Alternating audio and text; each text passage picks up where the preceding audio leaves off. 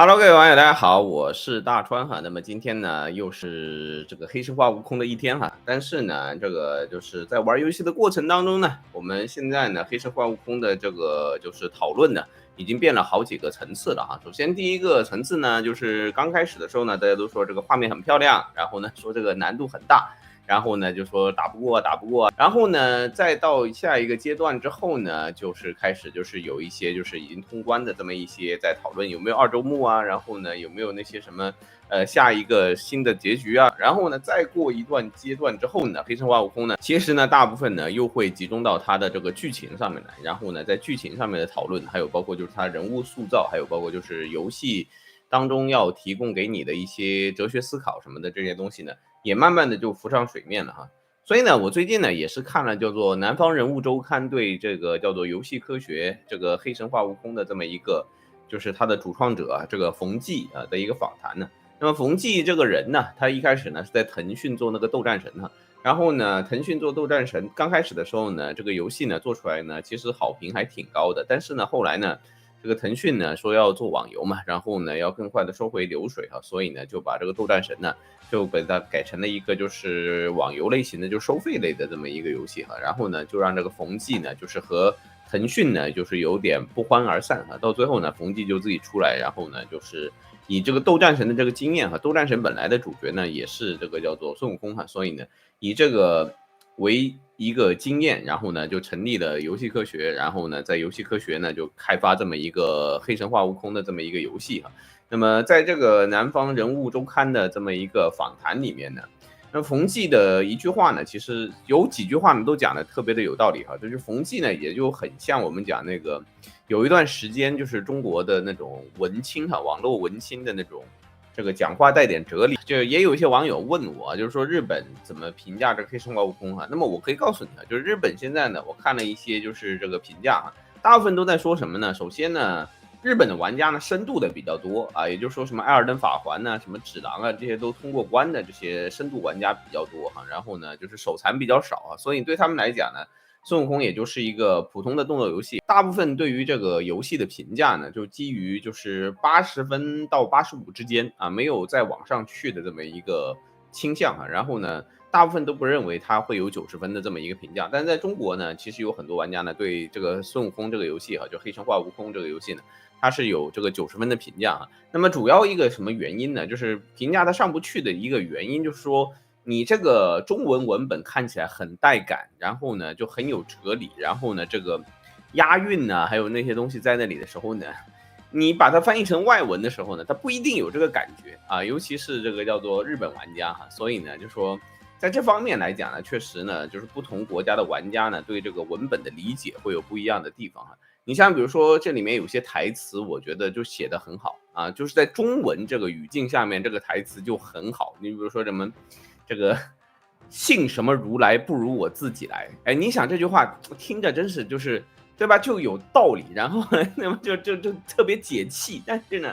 你说要把这句话翻译成日文，然后能让日本玩家去理解的话，我觉得很困难啊。但是呢，就是说《黑神话：悟空》里面有一个这个无头僧人嘛，这个无头僧人，然后弹那个吉他，不是弹吉他，弹那个三弦，然后呢，这个那个三弦那个真的那首歌是挺好听的，然后呢，就是很多外国玩家呢就入魔了哈，说什么这中国还有这样的音乐对吧？就是听着哎呀怎么这么带感啊，然后呢新时代的 rap 啊，然后呢这也有这么一些文化出圈的东西在里面，所以呢我们就说呢这个游戏呢对于中国玩家来讲呢评价要比80分要高是件很正常的事情，因为它这个游戏本身的文本还有包括就是冯骥他想传递的这个。就是这个思想啊，本身来讲的话呢，它就是为中国人度身定造的哈。有的人说呢，就说黑神话悟空火呢，是因为以前这个六小龄童的86版的六小龄童的那个《西游记》，中国这个看的人太多了哈，所以呢，它一开始就有一个很大的一个范围哈。就你要知道，全世界没有一个电视连续剧是这么一个级别的这么一个就是重放的这个程度哈，就是他这个孙悟空。就是《西游记》这个剧啊，当时在中国中央电视台放的时候啊，那个是这个叫做这个收视率都已经达到80%，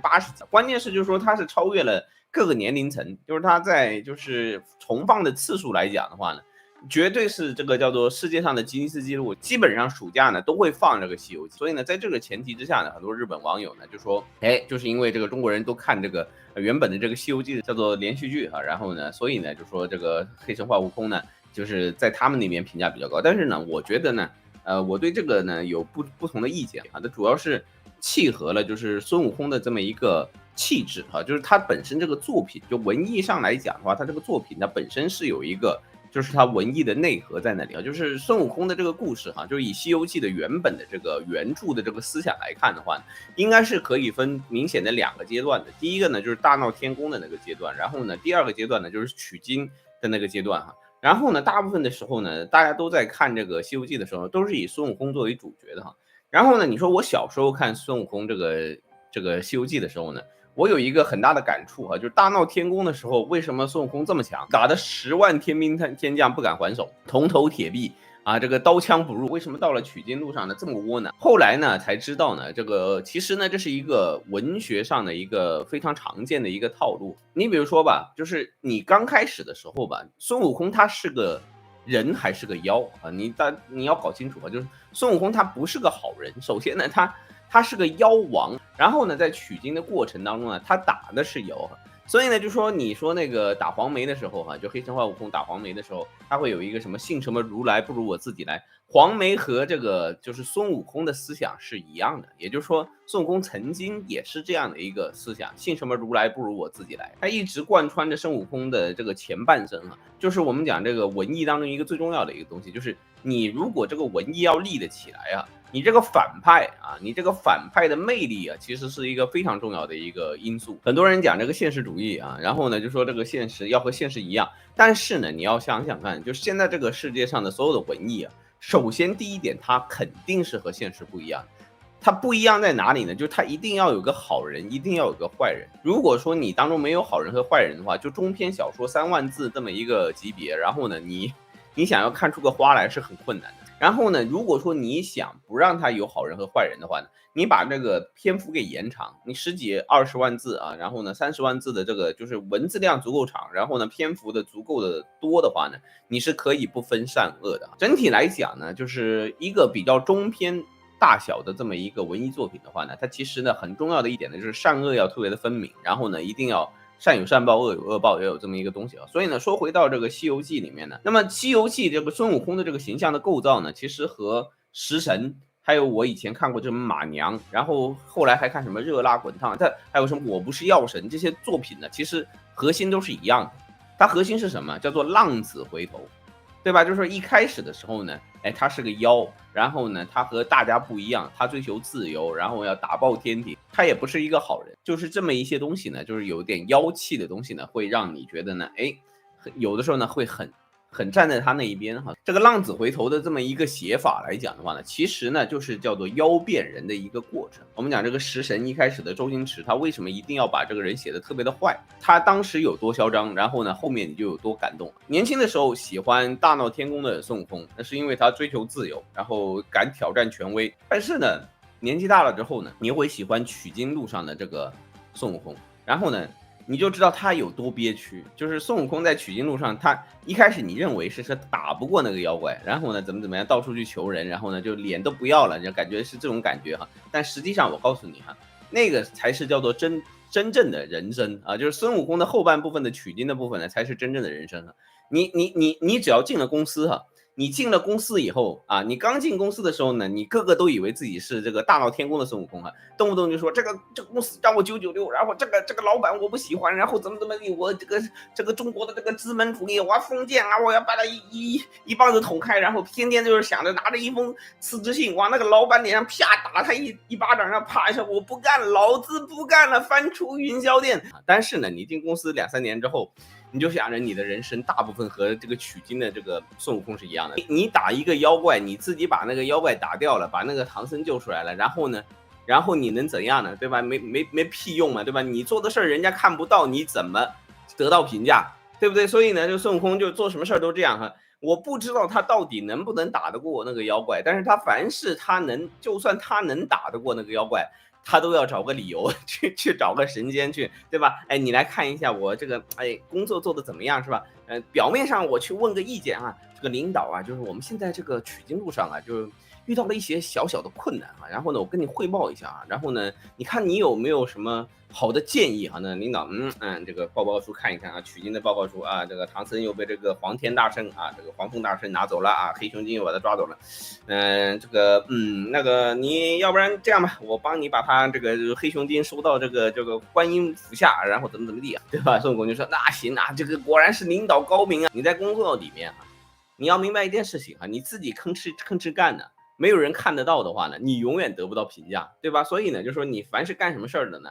记得跟领导报告一下啊，就说遇到了什么困难，稍微的跟他商量一下啊，商量一下，只要他一个意见，其实你内心早就有解答，你根本就不需要去问他。但是呢，你要做个姿态问一下，然后呢，这个领导给了你什么建议，你就得按照这个建议去走。然后呢，最后呢，这个事情99%都你干的啊，但是呢，这个领导就说了一句啊，领导英明，对吧？都是你说的对啊，要没你这个法宝，这个事情解决不了，对不对？所以呢，孙悟空在后半部分的时候呢，脸皮够厚啊，然后呢，做的事情呢和在这个社会里面的一个普通的一个社畜干的事情是一样的啊。所以呢，这种东西呢，一定是你在公司里面待了好多年之后，突然一天醒悟了。孙悟空很好的实践了怎么样从妖变成人的这么一个过程。所谓的妖啊，在所有的文艺作品，所谓的妖啊，大部分的就是说，我们讲这个以黑神话悟空的这么个定义来讲的话呢，佛呢就是说我们为众生啊，就是我不为私欲，这叫佛。妖的话呢，就是我为个人啊，我为个人我有私欲哈。那么有这个私欲的话呢，对吧？就是被定义为妖哈。但是呢，这个黑神话悟空里面还讲了一句话啊，就是讲了一句什么话呢？他说这个天命就是人欲啊，他有这么一句话，就是天命就是人欲。他一开始就说天命人，天命人，你不太理解天命人什么意思哈，但是天命就是人欲啊，也就说到底呢，修佛就是修己。你要成佛，你不能和自己达到妥协，你不可能成佛的。就是整个游戏里面传递的就是这么一个东西。你要想让孙悟空真的能够做到这种，就是说我干什么事情，然后呢，我都要请示一下领导，让人家过来帮我一个忙，然后呢，这个到时候功劳算在领导身上，然后呢，我呢就是对吧，就是这个就唐僧赏我2颗桃子吃的，对吧？差不多就这种水平。你要做到这个级别的话，你首先你不认识到你自己内心的这个深层的欲望的话呢，你是做不到的啊。所以呢，天命就是人欲啊，修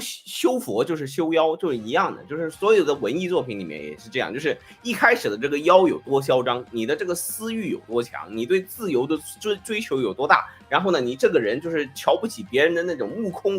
空一切的这个东西有多强，然后呢，在后来你慢慢的形成了一个逆袭，卑躬屈膝，这个东西呢才看起来才带劲啊。所以呢，这个我们就叫妖变人。妖如果就是一个私欲的代表的话，你慢慢的为了大家去做一件事情的话，那是不是这个故事它就成立了起来？你要想想看，中国所有的这个妖精的定义啊，首先这个东西呢就非常态啊。你像我们讲《山海经》里面，3只腿的蛤蟆和4只眼的这个叫做猫，这些动物最大的特征是什么？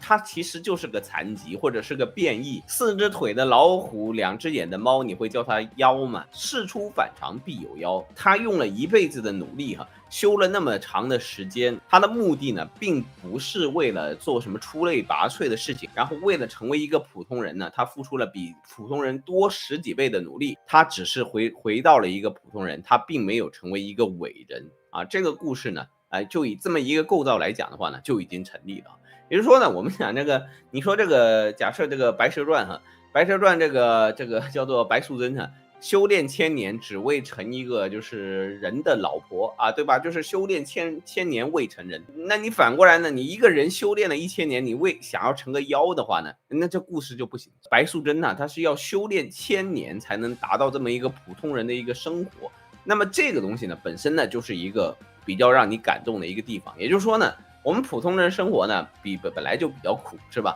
那么大部分的普通人的生活苦在这里的时候呢，突然发现呢，我们普通人的生活有很多人呢，对吧？求之而不得啊，就是我们经常会对这个生活有不同的抱怨说比如说今天不开心呐，明天被这个老板骂了，然后呢，这个老板对着我这个使眼色。但你想想看，有很多人他就是想要你这样的生活，就希望有一天呢，能够回家跟老婆抱怨然后被这个上司这个穿小鞋什么这个那个。他用尽了一辈子他就只是为了这么一个一个结果。所以呢，大部分的这个文艺作品呢，都是走这么一个路线啊。你反过来不行，你本来是个伪军，然后呢，就是被这个共产党反复的教化，然后呢，有一天呢，改邪归正啊，就跟了共产党。那么这个故事是行的。但是你一个共产党里面的人啊，哔哩吧啦改正归邪，做了一个伪军，花了10年，然后哔哩吧啦回到日本的统治之下，这个故事就不行。没办法看，可以让一些和正常人不一样的人突然改过自新，然后呢，花一段时间呢，突然之间呢，就过回了正常人的生活，然后呢，就是过得卑躬屈膝，但是他们过得呢也特别的有意思啊，就像那个孙悟空一样，给他封个斗战胜佛，他在西天取经上面就没斗战胜过一场啊，基本上他都是叫什么不战胜佛。就是他从来没打过，没怎么认真的打过，都是找那个上司领导去解决问题。所以呢，这就讽刺嘛，他一场仗都没好好打，给他封个大斗战胜佛。然后那个叫做猪八戒在这个黑神话悟空里面，给你那套装叫什么？叫不净套装，就是不干净的套装，就是特别不干净的套装。然后呢，这个猪八戒那么不干净，然后给他一个叫净坛使者。就干净的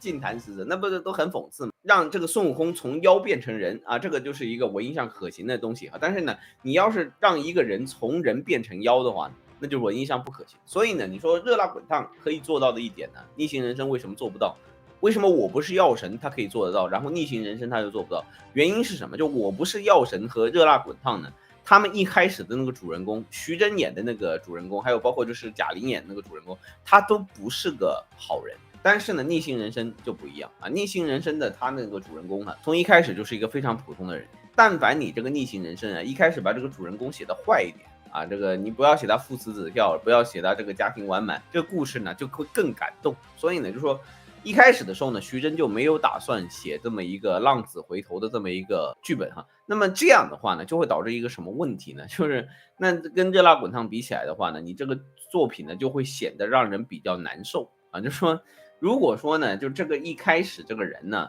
相对来讲呢，他没有犯什么错误，但是呢，他人生变得特别的苦的话呢，那你只能怪政府，对吧？你说句实在话，你如果真的发生了这样的事情，你能怪的只有政府，其他什么都怪不了。就是你要知道，这个世界上所有写的这么一个剧本